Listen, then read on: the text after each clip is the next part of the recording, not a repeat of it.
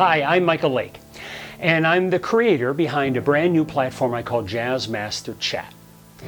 I want to take a couple minutes, I want to introduce Jazz Master Chat, and I want to show you how you can get the most out of it.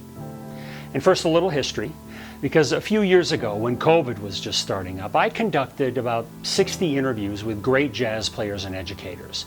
And those complete interviews, by the way, they're still available on musicsavvy.com. They're in a platform called Jazz Master Savvy. But it's been a while, so I've been thinking about how can I make that repository of great information about jazz available to a broader audience? And my answer was Jazz Master Chat. So Jazz Master Chat is an artificial intelligence. It uses the nearly 1 million words of those 75 hours of transcribed interviews, plus every word in all the books I've written with Dave Liebman and Richie Byrek as its sole source of knowledge. That's all it knows. It's not some sort of, independent thinking robot. It's just a massive index that knows every word of those interviews and of those books. And by tapping into all of that information, you can now interact with those interviews to ask questions, have conversations with it about history, about playing, all sorts of stuff. So to use Jazz Master Chat, just go to musicsavvy.com and log in. Or if you're new, register with just your name and your email. And for the moment, access to Jazz Master Chat is absolutely free. Once you're in, go ahead and ask a question. Now, a good place to start is by asking about a particular interview, especially if you haven't seen the interviews before. So click the link on the upper left-hand corner to see the full list of all the people I interviewed and choose somebody you're interested in. So for example, ask, give me the most important points George Cable's made in his interview, or provide a 500-word synopsis of the Charles McPherson interview.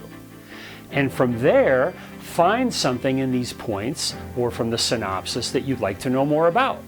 So in the Charles McPherson interview synopsis that the chat gave me, I see that he talked about Bird. So I'll ask, what did Charles McPherson experience about Charlie Parker? And it gave this answer.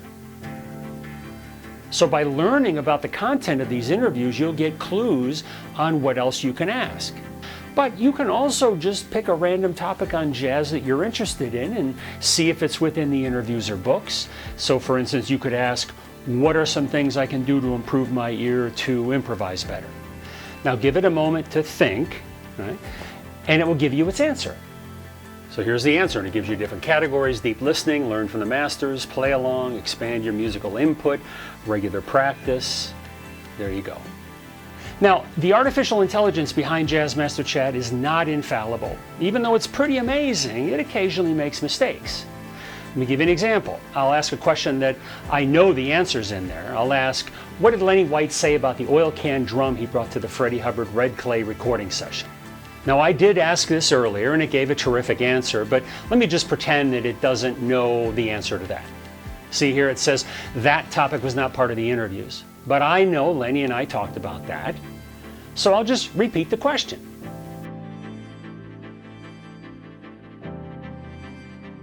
Now, there's the answer I got earlier. So it doesn't hurt to repeat the question if the chat says it can't answer it. And by the way, you'll get slightly different responses every time you ask the same question, even if it does respond. It's kind of like asking a person a question about that requires a detailed answer. It'll be slightly different. Jazz Master Chat only knows what's covered in the interviews, though. So if you ask it about quantum mechanics, it will tell you that that wasn't covered in the interviews, and that's true. But if you ask a question about something relating to the people I interviewed, you should get an interesting answer. Also, Jazz Master Chat speaks many languages. So for example, let's say I ask in Spanish, who truly wrote the tune Nardis? Now, make sure in your question to tell it to give you the answer in Spanish, otherwise it will return it in English. At least it does for me. And there you go. Richie would be proud.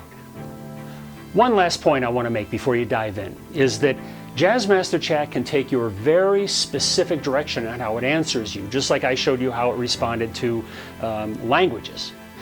This time, let's ask how to play more interactively with others in a jazz group. But I'm gonna ask it to answer me as if I was a 14-year-old young high schooler.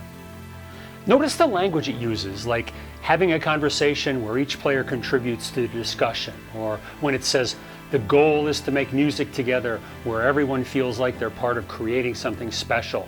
Keep practicing and you'll find your voice in the band, right? Simple and encouraging. And this can be helpful if you would like some ideas for teaching these type of difficult, complex subjects to your younger students.